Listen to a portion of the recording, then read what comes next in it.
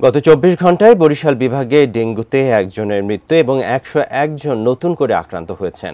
Barishal Sher-e-Bangla medical college হাসপাতাল সহ এই বিভাগের বিভিন্ন হাসপাতালে ৩৮৮ জন ডেঙ্গু আক্রান্ত বর্তমানে চিকিৎসাধীন রয়েছেন। শেরেবাংলা মেডিকেল কলেজ হাসপাতাল থেকে বিস্তারিত জানাচ্ছেন বরিশাল প্রতিনিধি হুমায়ুন কবির। হুমায়ুন কবির, কি অবস্থা সেখানকার ডেঙ্গু রোগীদের, বিস্তারিত আমাদেরকে জানান। ডেঙ্গু আক্রান্তের সংখ্যা আসলে ক্রমান্বয়ে বৃদ্ধি পাচ্ছে।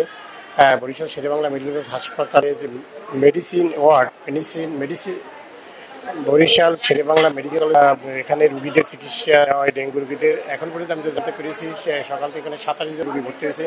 রুগীর সংখ্যা বৃদ্ধি অব্যাহত রয়েছে। আমি রয়েছি এই মেডিসিন ওয়ার্ডে রয়েছে, যেখানে ডেঙ্গু রুগীরা চিকিৎসাধীন রয়েছে। আমি দেখার চেষ্টা করছি যেখানে রুগীদের চিকিৎসা চলছে।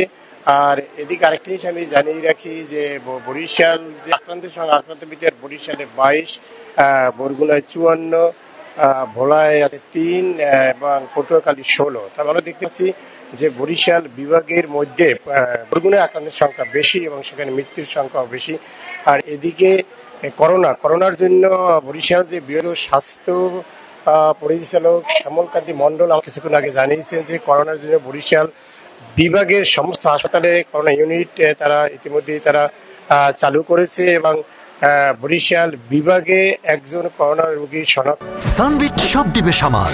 সানবিট ম্যাজিক প্রেস ডিশওয়াশিং এর মাথা ঘোরানো সলিউশন হচ্ছে বরিশাল শেরেবাংলা মেডিকেল কলেজ হাসপাতালের রোগী চিকিৎসাধীনের পাশাপাশি এখানে যে সদর হাসপাতাল রয়েছে, জেনারেল হাসপাতালে একজন রোগী গতকালকে করোনা শনাক্ত হয়েছে এবং তাকে সেখানে ভর্তি করা আছে। এবং এ পর্যন্ত তিনি জানিয়েছেন যে কোনো রকমের চিকিৎসা ক্ষেত্রে সমস্যা নেই বা পর্যাপ্ত পরীক্ষা নিরীক্ষার জন্য কোনো সমস্যা এবং করোনা চিকিৎসা সরঞ্জাম রয়েছে এবং কোনো ধরনের সংকট নেই বলে পরিচালক জানিয়েছেন। এদিকে শেরেবাংলা মেডিকেল হাসপাতালে যে করোনা চালুর বিষয় প্রস্তুতি চলছে, সেখানে কাজ চলছে বলে জানিয়েছেন হাসপাতালের পরিচালক মনিরুজ্জামান সাহিব। এই ছিল আমার কাছে বরিশালে যে ডেঙ্গু রোগে আক্রান্ত এবং মৃত্যুর সংখ্যা।